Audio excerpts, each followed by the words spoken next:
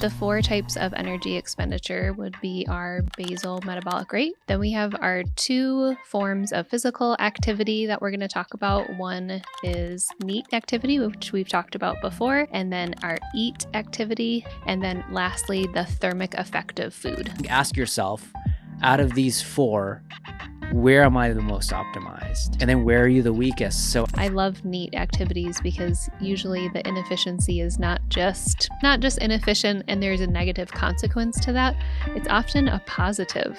one way you can really quickly shift the mindset of Yeah. cleaning, you're like, I gotta clean. I was like, no, I'm gonna increase my NEAT activity by doing Yeah. this. What are 3 habits that you encourage your clients to start accumulating so they can really improve BMR? Yeah, and this is an interesting one because people might think that they don't have much power over this, and we actually do. So the first thing that would change your BMR the most would be to...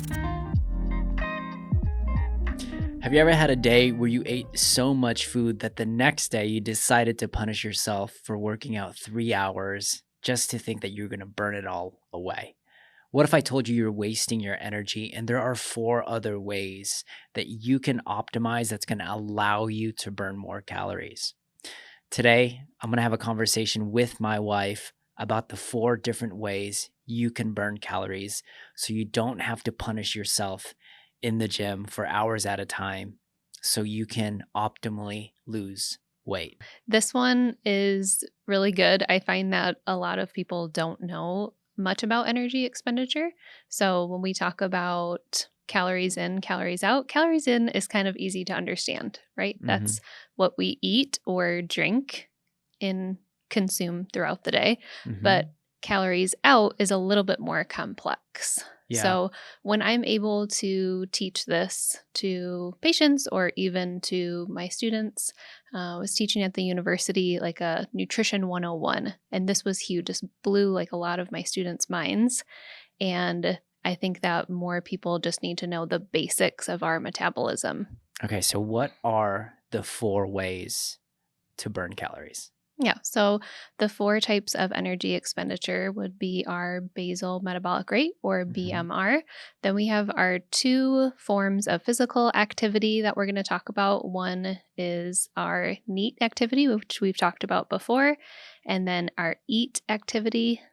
And then lastly, the thermic effect of food, which I don't think anyone knows about. Yeah, that's the hidden one. That's a hidden one Yeah. unless maybe you took a nutrition class at some point. Okay, so let's talk about percentages because each of those categories have different types of percentages. And just to give an idea, the effect of our total calorie burn for the day. Yeah, so for basal metabolic rate, that's going to be burning about 60 to 70% of our calories per day, which is, I think, way larger than most people would assume. So if we had people, draw a circle and then try and do a pie chart, I think they would assume that just exercise would be the largest in that pie chart instead of, and maybe they wouldn't even consider basal metabolic rate. And so basal metabolic rate is the energy that it takes to have your muscles, your organs, your tissues functioning. So this would be you breathing, your respiration. Digesting. Nope. Digestion is the... Oh, that's the TEF That's side. the TEF. Yeah. Sorry. So everything that's going on except the digestion would be in that BMR. Yeah. Yep. Okay. Let's talk about NEAT. How much does NEAT account for? NEAT is going to account for 15 to 30%, which is also much larger. And NEAT, again, I know we've talked about this before, but it's non-exercise activity thermogenesis. Yeah. Big word. It's basically the activity that we're doing throughout the day that is non-planned. So even us like sitting here right now, if we're fidgeting, if we're moving our hands a little bit, we're burning calories. If before coming here today, I clean the house. That's going to be an example of NEAT activity. Sometimes we'll encourage people to walk a little bit more than they usually do. Most people have heard park further away when you go to a store. And so it's non-planned. It's kind of spontaneous, but you're getting in some additional calories burned. Yeah, more movement effort for the most part. Okay. Exactly. Let's talk about eat. Yeah. And so E is going to be the exercise activity thermogenesis, Mhm. and that's going to be 5 to 10%. So a little bit lower than I think most people would expect. Mhm. And that's going to be planned activities. And that can be anything from running, walking, hiking, taking a CrossFit class, Yeah. biking. Okay. Yeah. All right. And then the last one's TEF. What's the percentage for TEF? For TEF, which is thermo, um, Effective food. thank you. Yeah. That's about 10%. Okay. So there is a difference between our macronutrients, how much energy it takes to break them down. So protein is going to be the highest Yes. at 20 to 30%. So just to make it a little bit more simple to think about, if you just ate 100 calories of protein, about 20 to 30 calories would be consumed just to help you with the digestion, the Mhm. energy that it needs to be able to break that food down. All right, so why is it important that people know about these 4 different categories? I think that's a great question because it seems very sciencey, like why do I care the percentage? But it's so important to think about because when I have seen people who have said to me, I didn't move at all yesterday. I Mhm. didn't do anything. I laid around and I watched Netflix. And so I decided to restrict because I don't think I burned a single calorie. Mhm. So that can be a really dangerous mindset to be in, right? When Mhm. we think that the only way that we're burning calories is when we're physically moving our bodies, like doing Yeah. exercise. And so that's where I've seen it be the most helpful to explain BMR to Mhm. my patients. That's blown their mind. And another thing that we are always trying to emphasize too is that you need to nourish yourself, Right. right? So you deserve to nourish yourself on those days. And that can be really difficult for someone who is struggling with body image issues to feel that they even deserve to have food on a day where they're not very active. So that's where I've seen it be very helpful to explain to someone, you are burning calories to breathe. You are burning calories for your heart to be beating. Those are essential components for you to be alive. You deserve to nourish yourself with food to support all of the wonderful things that your body is doing. Right. Yeah. On my end, I see the overtraining side. Mhm. They have one meal or one day of just eating out of nutrition protocol Mhm. that they'll go into the next day and they'll do a 2 a day, that they'll do a Right. 3 a day. So it's just the behaviors that I see, whether they're overtraining or over restricting. Mhm. I find that's a result of not knowing these 4 other areas that can drastically impact their ability to optimize their body so they could burn more calories. Yeah. And I think it's important once you kind of know these numbers, I don't think you have to memorize them, but to have a Mhm. general idea of how our body works can help you nourish it better. Yeah, like the best way I explain to my clients, I do it through a lot of sports. Mhm. And I always let's just think of soccer Mhm. because we both know what soccer is. Your brothers played it, you played it, I played a little bit of it. Yeah. Not the best because I was missing some of these skills, but I played it decently. But when you're playing soccer at the most novice level, you just got to learn how to like dribble the ball, Yes. right? And then as you start to improve, you can actually dribble the ball, then you can look up and pass. Mhm. And then as you get better, you're like, okay, now I got to be able to score a goal. Mhm. And then eventually you're like, okay, I'm working too hard dribbling and scoring the goal. Now I got to learn how to play with the team. Mhm. In each of these components of soccer, you can improve those percentages so it allows you to play at the highest level. Mhm. Some is going to be the best at passing and dribbling. Some is going to be best at dribbling and shooting. Or maybe someone just understands the game at such a holistic level that they become the coach, Mhm. right? So when you really start to understand nutrition in its 4 major components, you start to become a professional when you're looking at this this thing that weight loss is a sport to me sometimes. Like, what areas are they really weak at? What areas are they really strong at? Mhm. And then highlight those areas where they're strong at, but really start to improve some of those weaknesses so they can really optimize their caloric burn. So a lot of my clients that I will get on the training end has really optimized for the eat component. They all Yeah. love to eat. They all love to exercise really, Right. really hard. I've been guilty at, you've seen me. Mhm. I'm the 2 a day guy, the 3 a day guy, and then I'll crush 2 pizzas. And while I'll burn a decent amount of calories, I don't think I've ever got to where I was if I never really start to implement those 3 other areas. Yeah.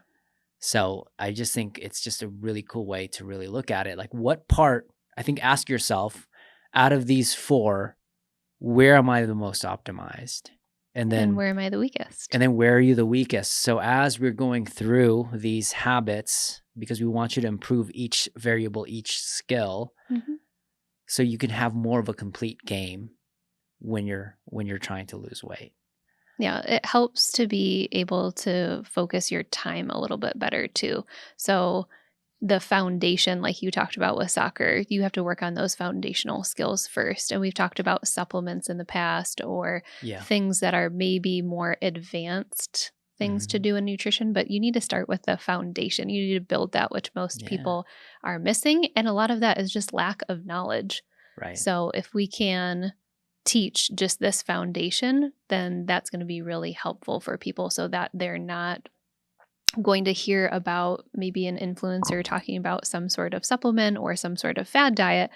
And it's like, oh, I think I'll do that because Yeah. that seems really easy. Well, let's focus on the basics first. Let's get that foundation built. I love that. So let's Yeah. start with the foundation. And I think the foundation is going to be the BMR, which accounts for 60 Yeah. to 70% of your caloric burn. It's equivalent to learning how to dribble and learning how to pass and learning how to shoot in Hmm. its like own segments. Right. So because this is such a heavy number, what are 3 habits that you encourage your clients to start accumulating so they can really improve BMR? Yeah. And this is an interesting one because people might think that they don't have much power over this. Mhm. And we actually do. So, the first thing that would change your BMR the most would be to increase your lean muscle mass. Mhm. And so that's going to be what makes a difference. So we say 60 to 70%. You don't get to decide. You don't get to wake up and, like, I want to dial that up to be at 70%. The only Yes. way that we can really be manipulating that number to be closer to that 70% is by strength training, resistance training. Mhm. And BMR declines quite a bit every 10 years as you're aging. And the only reason, though, why BMR is declining as you age is because you're losing muscle mass, because most people stop resistance training at a certain point, or maybe they've never Yeah. started. And so making sure that you have some sort of routine Mhm. with strength training, even if it's starting really small with just 3 days a week, 30 minutes, trying to hit all your different major muscle groups Yeah. can be really advantageous to having a higher BMR. I love it. And I think the building muscle mass is more of a long-term investment. I'm Yes. I'm like drawing from the experience because I'll get a lot of female athletes that are only maybe 10, 20, some of them 30 pounds overweight. Hmm. And I look at their nutrition, and actually their nutrition is pretty optimal. Hmm. I look at it, they're like, yeah, I'm eating vegetables, I'm eating proteins. I look at it overall, I was like, how many junk food are you eating? They're like, I rarely. So in terms of the nutrition side of things, I find that part to be better than most of my male athletes. But then when we go on to the muscle mass side of things, they only do cardio, right? They're on the treadmill for Yes. 30 minutes, they're stretching for 30 minutes, they're walking or hiking for an hour. Hmm. So they're very like they're very cardio type like movements that will burn calories overall, but it's not eliciting a change for your muscles to change and grow. 100%. And Yeah. that's not saying that that's not important, but that's usually, you're right. That's Mhm. when people are like, okay, I'm ready to start an exercise routine. Most people are going to start with cardio. They're going to start with walking, Mhm. maybe biking. And then sometimes it takes a little while, especially for females, to build up confidence. Yeah. Like I'll get people who are saying, I think I'll get a gym membership to a large gym. And I'm like, well, tell me about what you'll do when you're there. Are Mhm. you comfortable? I always ask, are you comfortable going into the weight area? Because even as a personal trainer with my background, like I'm intimidated in certain environments to go and like jump in when it's really busy. Mhm. So I try and ask people, what's it going to look like when you're there? Because if you're just going to go on the treadmill, that's okay.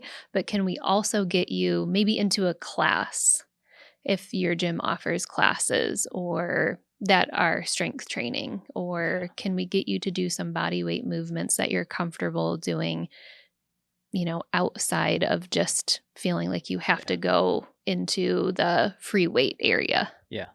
I've even had some simple challenges for my clients that would try to lose weight. I was like, Mhm. "Cool, instead of counting your calories, let's count your reps on this particular movement." Yeah. And I've had challenges where it's like, "I need you to do 100 air squats every day Mhm. for the next 30 days or 100 lunges every day for the next 30 days." And I've seen massive weight loss changes just from that simple habit. Yeah. Because doing lunges and air squats is, even though it's just your body weight, requires a lot of muscle to be able to accomplish. Oh, yeah. So it's very interesting how something so small Mhm. can drastically impact their metabolism over time, right? That Yes. accounts for not only obviously your eat activity, but then as it starts to compound, because what ends up happening over the course of a week, 2 weeks, 3 weeks is it becomes really easy for them. Mhm. And it's really easy for them because now they have the muscles to support that particular movement and particular activity. So for those of you guys that don't have a gym and you're like, oh, I don't have access to a gym, it doesn't necessarily have to be with weights. You Mm-mm. can just do air squats. You can just do push ups. You can just do a pull up. You Pick can a, use yeah, resistance bands, which is my yeah. favorite. I'll have people just doing little resistance bands and doing videos at home. Hmm. And yeah, you could get a TRX. That's another one. So Hmm. there's things that you could do at home that are still resistance training. Yeah. And just to simplify kind of what muscle building type of things feel like, it just feels like it's a burn. It's a Hmm. burn in your body. And at some point you're going to fail. And that's actually where the greatest growth is muscular wise. So do the movement enough times where you feel that burn, and then you'll get Hmm. that type of metabolic change that you're looking for, which is adding muscle mass. Yeah. Okay, good. Okay. What's the second one? What's another way that we can help to improve our BMR or something that affects our BMR? Sleep, I know. get some sleep. Yeah, and you know what? Here's what's crazy. This is something that happens a lot with my nursing clients that have Hmm. graveyards, and it's one of the questions that I ask initially when we bring them in. What do you do for work? What's your activity like? Hmm. And typically, when I hear someone that has some type of kind of just like a swing shift or a Yep. night shift, right away, I'm like, okay, let's optimize their sleep because it has such a massive impact downstream, Hmm. right? Sleep, just in general, is not very activity inducing, but for the most part, it triggers a lot of post effects, Yep. meaning like they'll have enough energy to work out, Hmm. right? They'll have enough energy to say no to that donut. So so some of the nursing clients that I've had, including my brother going from graveyard to Day shift. non-graveyard day Yeah. shift, he lost 40 pounds without changing an entire thing. Hmm. And it seems like, oh gosh, I have to. We all sometimes we just think it's just the food, but sometimes it's just like, can I get a little bit more sleep? Right. And you can see if you're like, I don't have access or I don't have the ability to change my shift, but optimizing, there's ways to optimize that sleep if Yeah. if you wanted to do that. So Yep. so are you getting enough sleep is a huge component. And I think there's some trial and error in really understanding where you're the most optimal. I think the biggest thing that I teach to patients is just that it has an effect on your weight. Once they know that sleep has an effect on their weight, because Mhm. they think of those two components as being separate. When I ask okay, so how many hours of quality sleep do you get per night? And if they're like, oh, maybe like 5 hours, I'm like, okay, did you know that has Yeah. an impact on your ability to lose weight? No, they'll have no idea. So Yeah. then once they know that, then we can start to really talk about sleep hygiene, what that Mhm. looks like, and what we can Yeah. improve. But A workout routine and a sleep routine are so important. yeah. So a lot of times people have a sleep or I mean a workout routine, but they don't have a sleep routine, just like you said, your sleep hygiene. hmm When you talk about sleep hygiene, what are some things that you do personally to allow you to get into this sleep state? So making sure that I have a projected time that I want to get to bed Mhm. because I'm trying to figure out when I'm going to wake up in the morning. So some people just don't even, I guess, like do that math to be considering, like, okay, I'm going to need to go to bed at 9. So that means an hour before then, I need to start doing activities that are going to lead towards my body wanting to go to sleep. Mhm. So things would be like dimming lights, getting off of social media, turning TVs off. You can still do activities like reading, but I suggest Mhm. not being on your phone to do that, actually reading from a physical book. Yeah, it's You huge, can yeah. put on white noise. You can, like, if you have kids, you're already doing a bedtime routine with them. So Mhm. think about those things that help your kids wind down. You often do a story time or book time with them. You brush your teeth, you get on your pajamas. It's all of those components of settling down and starting to tell your body, hey, I'm getting ready for bed. We're getting ready to settle down.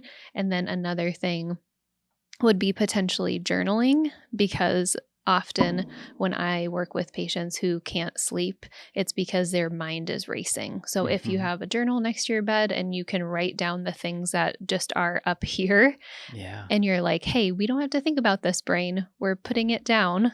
It's Mhm. okay. You can rest now. Like those thoughts or those to dos, they will be here in the morning. And Yeah. so once we physically write those down, that can be very helpful for our brain to go to Yeah. bed. And then doing some sort of meditation, if that's also helpful for you Yeah. at night to kind of switch the day off. What would your suggestion be for like a mom? Because I've like now I'm drawing some moms, and hmm then their work is from the moment the kid wakes up all the way till they go to bed, and then their only free time is after they go to bed. So that's when they scroll the social media. That's Yeah. when they do an Netflix. Like, what would your suggestion for a scenario like that? Because I get that a lot hmm with a lot of the female clients that I get. So it definitely depends on what age your kids are. Hmm. But outside of that, I would also kind of counter that to say, do you only have time at night? Or if you went to bed early, would you have time in the morning? And Mm, could you use that time in the morning to do things that are cup fillers that you haven't been able to get to? So yeah. experiment to see, actually, if I put a restraint on when I'm going to bed and I tell myself, okay, I need to do this, is that going to be better for my overall health? Because now I'm able to wake up at 5 Yeah. and I'm able to make breakfast for myself. I'm able to go to the gym or go for a walk, Hmm. maybe meditate. And so I find my activities are very different. And Yeah. I've definitely had this happen before. I've stayed up too late scrolling on social media, which is not good for me because it's Mm, actually emotionally draining or just numbing, yeah. and it doesn't lead to anything. Then I'm waking up later, which in my routine, sometimes I have wiggle room, right? Right. Well, if I wake up at 7, that's okay. However, now I'm waking up and I have to immediately take care of Hmm. Lucas.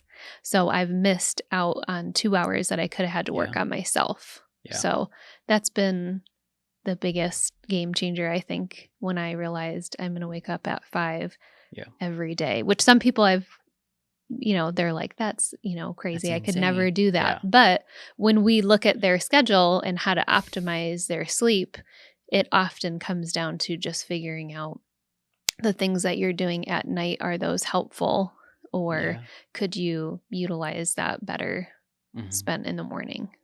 Yeah, you do a great job doing that as a mom. I think you wake up super early in the morning. Guys, my wife wakes up so early and she just starts walking, listening to her sermons, and just like doing everything that she does because you do everything. Yeah. You literally do everything. Like, but then once you pick up Lucas, it's just chaos time. So it makes it really hard to get some of those self activities for yourself. Yeah. And one thing we were just having a conversation was that, can I work out at 5:30 while he's sleeping, and you go to work as soon as I come back, right? Those are some really Mhm.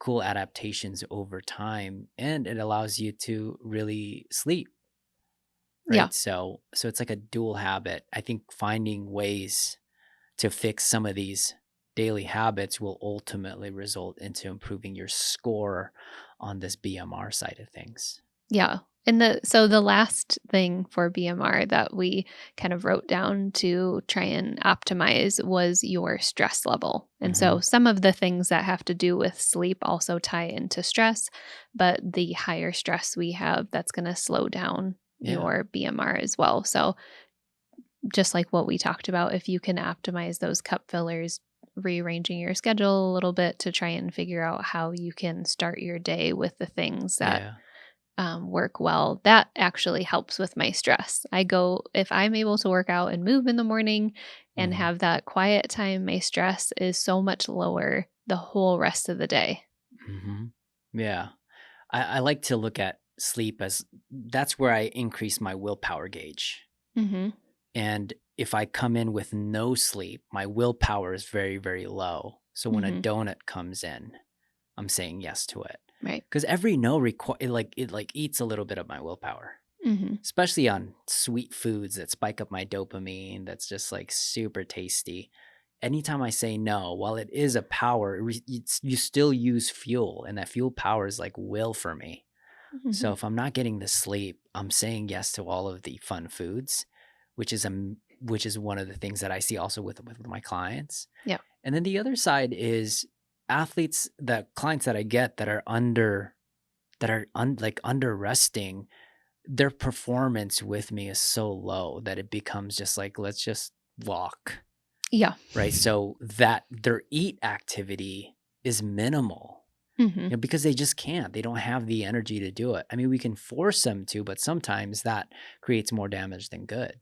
Yeah. It's like a So, triage when we first meet people. So if it's like, yeah. if you're not getting sleep, we got to work on that first. Or with stress too. Mhm. If someone tells me on a 10 out of 10 stress level that they're a 6 or higher, really, like, we're probably gonna spend some significant time working on that as well, Mhm. not just the food component, because if you're hyper stressed and you are not sleeping, me giving you a beautiful meal plan and recipes is gonna Isn't be yeah. not helpful whatsoever. So you're not gonna be able to implement any sort of plan or exercise plan either Mhm. if you're just feeling low. So, I okay, love good. it. So those were all of the BMR. Yeah, so build muscle mass, Yep. get sleep, and then the last one Lower was like learning, stress. yeah, just like managing your stress, Yeah. which plays in sleep. What Mhm. are there other ways you manage your stress so you can improve your metabolism for you? Yeah, some of those that we mentioned, just my routine and Mhm. filling those, like the activity that we did in that we've talked about before, where we're talking We'll about put a our link. What is it? What podcast episode do you remember? well, Was we're it I think it cup was our fillers? yeah, the cup fillers. Okay, I'll put a link on that. Yeah. Yeah. That's one of my biggest ways that I manage stress, because I feel like I have more power Mhm. over that instead of life happening to me. I'm able to see that I have a big ability to affect the stress Yeah. that's in my life. And so if I start my day with cup fillers and things that are Mhm. energizing, then I usually have a better time handling anything that Yeah. comes in with stress. So I think for, and yeah, maybe, I don't know, maybe we didn't do a bigger episode on that. We could Yeah. probably do another one, but what's interesting is I do this wellness ratio with most of my patients. The And start almost. Yeah, it's huge because that's going to tell us what we need to focus in on and what are the daily habits that we need to focus in on. And when I first did the ratio, I was at a 5 for cup fillers and a 35 for cup Right. drainers. And so I often have people, I usually actually don't have people that are that bad of a ratio, but Yeah. when I'm able to tell them like, "Hey, I was there. I promise you, I was like that," and then incrementally just Yeah. over time being able to adjust that Hmm. made the biggest world of difference for me. Just to summarize what she was talking about, guys, like she's optimized for things that really give her the most energy. Mhm. It's like hanging out with your family, Mhm. doing a workout, meditation, journaling, Yep. right? Watching your YouTube educational platform or podcast gives you Yeah, energy, learning. Yep. learning. So some of the biggest ones that manage my stress, especially if you're a high functioning, like you're just like so productive, you're always tackling the next goal. That's always impacted my stress and my sleep is feeling like I'd never done enough. So it's really important to include in my practice, and you tell me this all the time, is I end with gratitude and I start with gratitude, Mhm. right? Or I also, in on top of that, I also include my accomplishments for the day because it allows me to bring down, okay, I did stuff today, Right. right? It seems so simple. It seems so silly. It almost seems like foofy and magical. But when I just write three things, and it doesn't even have to be so grand, it's like, I'm just grateful I got coffee. I'm grateful that I have running water, Mhm. or it could be, I'm grateful that I had an opportunity to have a date with my wife. Now Yeah. it could be something a little bit more grand and unique like that. And then the other one are the accomplishments. The accomplishments are massive for me because it's just like I'm like, okay, I can rest. And it's something that's really reduced my stress overall and it's improved my sleep. Yeah. So finding ways to manage your stress, and the way you do that is learning a lot about yourself, or what really gives you energy, what really drains your energy. It's going to completely improve your metabolism over time. It's going to move your overall productivity in the Mhm. gym, and it's also going to probably improve your willpower as well too, because Yeah. you're not going into circumstances in a place where you just have this like thin line margins of willpower. Makes this journey way harder than it needs to be. All Yeah. right, let's go into number 2, the neat. Yep. So neat again is that 15 to 30%. And so the first thing that we decided was the most important, which we've talked a lot about, is increasing your steps. Mm-hmm. And there's a number of different ways that you can track that. We've been playing around with that a little bit on our phone. And I was just hanging out with my family for the last 3 weeks, and a few of them have their like watches, their smart watches that Yeah. track their activity. And so they kind of make it fun by tracking with each other. Mm-hmm. Um, but yeah, tracking your Yeah. steps. So this one has been pivotal for me because I think I Hmm. had a 0% on neat. I tried to be the laziest person as possible, and I tried to burn all my calories through eat. Right. Just So at the gym. You're like, at I the went to gym, the gym for 2 hours. So now the rest of the day I'm doing nothing. I'm couch potato, playing video games, watching Netflix. Yeah. That's it. And the moment I saw this percentage, I was like, what? 10 to 30%? Why am I working out so hard? The fitness side is only 10%, 10 to 30% if I'm really throwing it out there, but I rarely throw it out there on a daily basis, Hmm. right? So by seeing this concept, this is where I started to have I think a majority of my changes physically, but also majority of my changes for my male athletes, which is Hmm. really interesting. I don't think their neat activity is high as As I high would as say, women. yeah, as high as women. I think women just has higher. Like I was optimizing around outside of my work life and my workouts. I was just lazier on the other end. I would park closer. I would use all tools instead of doing any manual labor. I'd even go just hire someone to clean instead of me cleaning. Right. So let's talk about ways we can optimize neat if this is an area that could be drastically improved in their weight loss game. Yeah. So one was increasing the steps, but two you just touched on, which was finding ways to be a little bit more inefficient, Mm-hmm. which seems counterintuitive, but at the same time, It adds we up. it does add up. And we have become a society where we are trying to just make everything easy, easy, easy. Mhm. So, like, if you are, for instance, I knew somebody who had like a grabber Yeah. and was like using that to pick up toys around their house. And an easy thing is just like ditch that, right? Like Ditch that and that use your that body was to bend probably over. an unnecessary $20 purchase, but it, the marketing for it was probably Makes great sense. in terms of saying, "Hey, like you can do things faster and you don't have to expend as much energy." But wait, we want to expend energy. So, Mhm. trying to go through your day and see, are there areas where I can be a little bit inefficient so I can burn a little bit more. Mhm.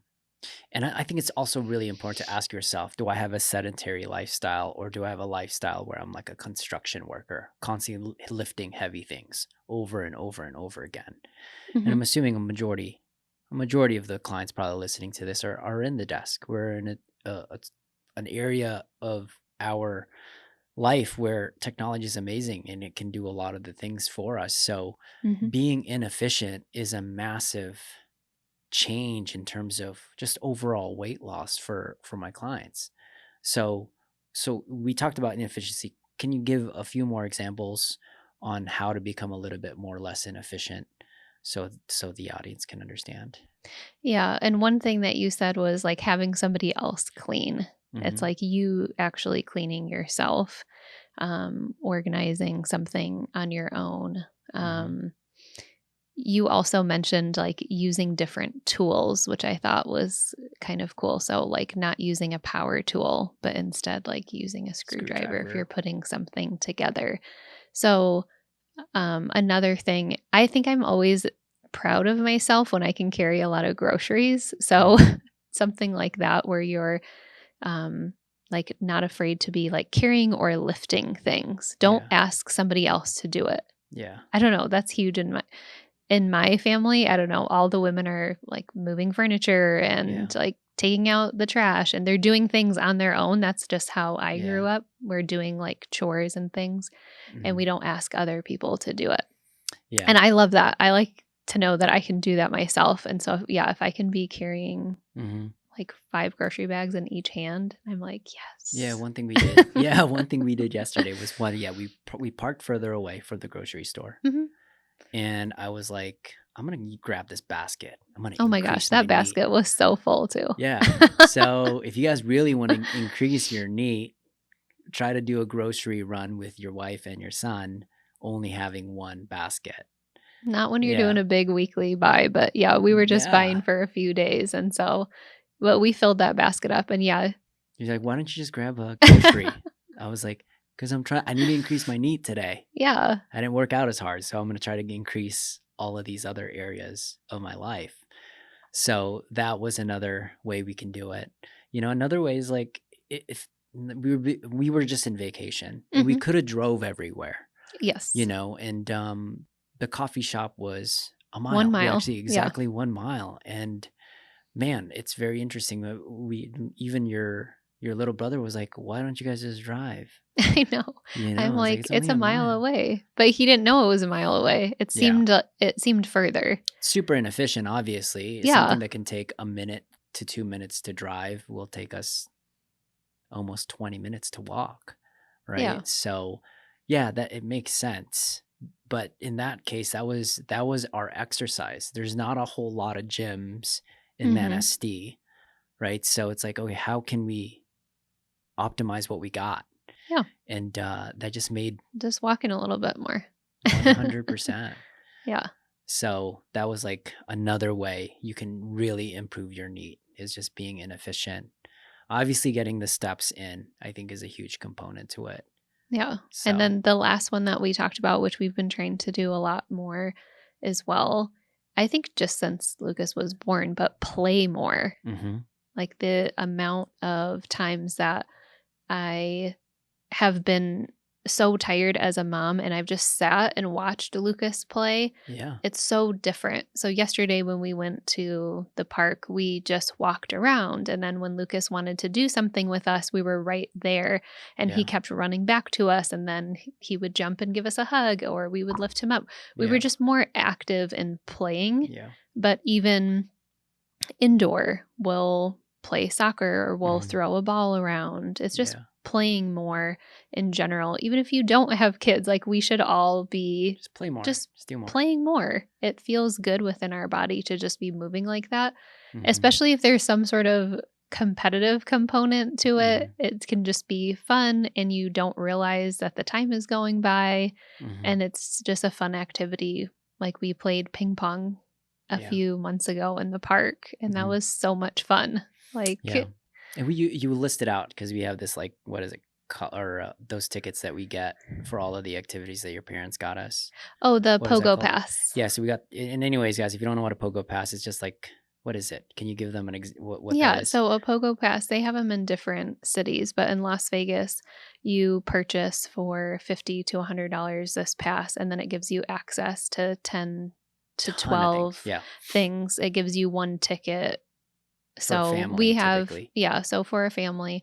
So one is access to the water park, one is access Hmm. to the children's museum. There's 3 or 4 different play places. We can go bowling once a Yeah. month. There's a jumping one. Yep.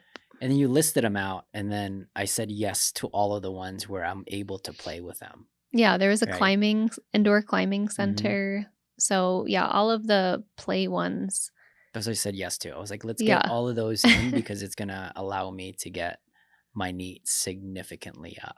Yeah. Right. So there are ways to really improve this. Like I'm telling you guys right now that neat has always been my lowest Mhm. out of all of them. And just by improving this one has drastically impacted my life. I don't have to train 3 or 4 hours a day to be able to get to shape that I want because I realized I can get 30% on a low end 10%. Mhm. In the past, I got 0%. Right. Probably not 0%, but for the most part, I felt like this is where the area where I just never really optimized. Mhm.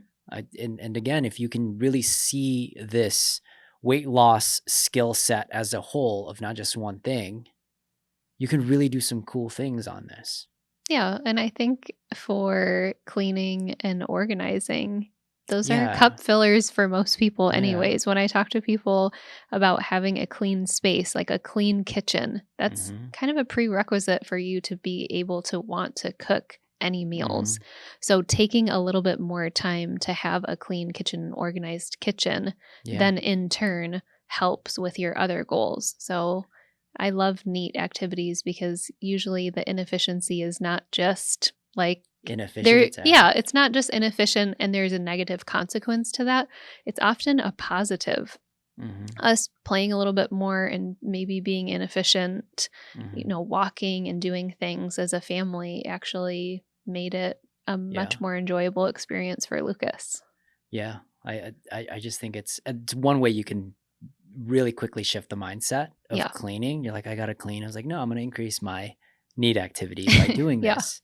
So I just had a client with a bunch of house chores that she has to do. Hmm. It was like perfect. So now maybe these house chores are gonna drastically increase your neat activity, which accounts to 10 to 30% of of your caloric burn. Yeah. So if you guys have housework to do, if you guys have some cleaning to do, this is a really cool way you can use this adversity into your advantage, 100%. especially if you're trying to lose weight. Yeah. So you might as well get those chores done and do it as most inefficiently as you can.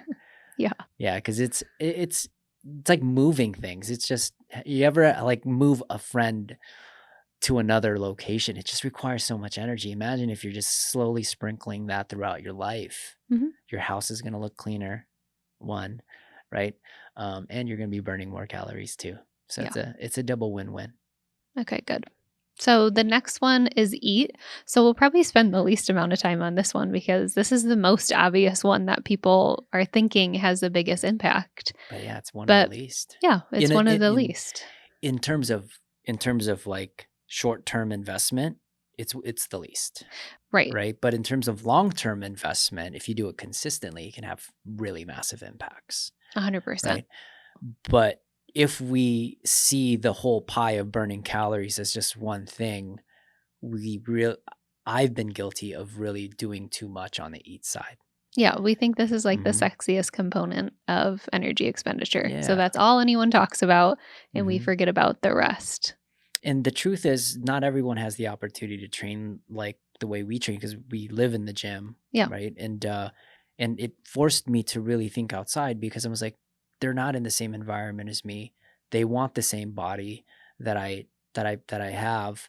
How can I get them to do that without these components? So it's just really interesting mindset shift that eat is only what is it was 10 to 30% at most, and there's some days where they can't train, Right. You might not be able to every day. so there's a 0% on that end, right? Yep. So it can be very difficult to, if we put eat at such a heavy little spot on the list, it makes it really hard to sustain and create this weight loss change that they're looking for.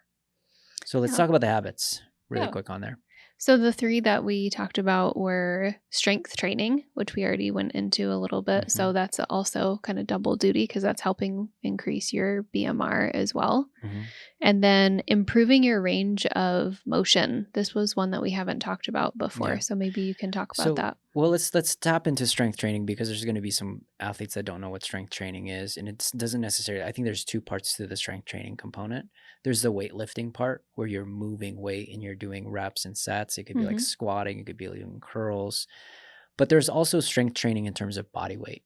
So we talked about the lunges, the squats, the push-ups, the pull-ups. Those are strength training as well. Hmm. So implementing that in your daily or your weekly activity Hmm. will overall change what your body will eventually look like, right? Because Yeah. to be able to do those movements, it requires a lot of muscle. And again, if you have a lot of muscle, your metabolism is going to increase. It's a really, really good way to remind yourself more muscle, more metabolism, Hmm. right? So that's just a really cool thing to look at. So And that's a big shift. And also with the range of motion, why that would be relating as well. If you have a better range of motion, you're able to get into better positions and usually Mhm. increase your strength. Yeah, I like the whole increasing your range of motion. And again, I think it's going to be a more long-term investment. It just gets you into positions where you're doing a lot of cool things, but it also will improve your neat activity components. Hmm.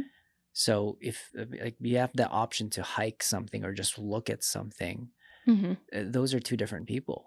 Yeah. So by being able to get into really different positions, or even being like, not every parent can play the sport that your kid is playing. Hmm.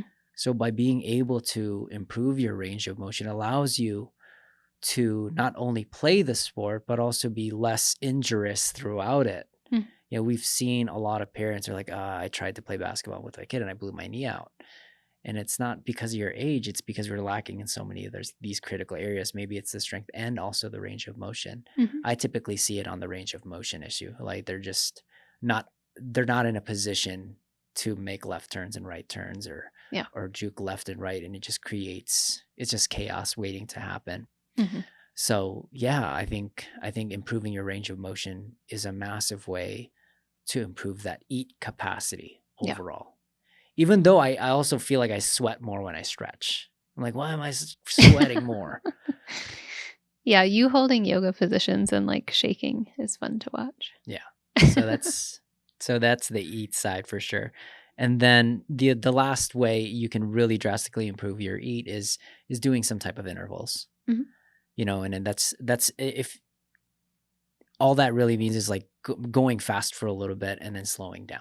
Hmm. You know, using time as a component, rep as a component, but it's a really, really good way to really, again, elicit change in your muscle mass. And you can do intervals with anything. Yeah, I often tell people if they're already in a routine, I'm meeting with someone and they're saying, I'm kind of stuck, I'm plateaued. Okay, tell me about your exercise. Well, I walk on a treadmill for 30 minutes and Hmm. then sometimes I switch that up and I'll do an elliptical. Okay, are you doing intervals? And they're Right. like, what's that? And I'm like, Hmm. okay, so what we're going to do is we're going to come up with a certain amount of time, Mhm. that maybe for 1 minute that you are increasing the intensity, either going faster or creating a higher incline. Yeah. And then we're going to back off Mhm. for a minute and then go back and forth. Something that's easy. There's, you know, Yeah. a bunch of different ways that you can do it, especially for people who are, if you haven't started running before, I've talked about before that Couch to 5K program. They do small intervals starting with 30 seconds of just jogging. Yeah. And so that for a lot of people, they're so relieved that a running program doesn't start with 2 or 3 minutes of running, Mhm. but incrementally as you go through Yeah. 6 weeks, that increases over time as you improve.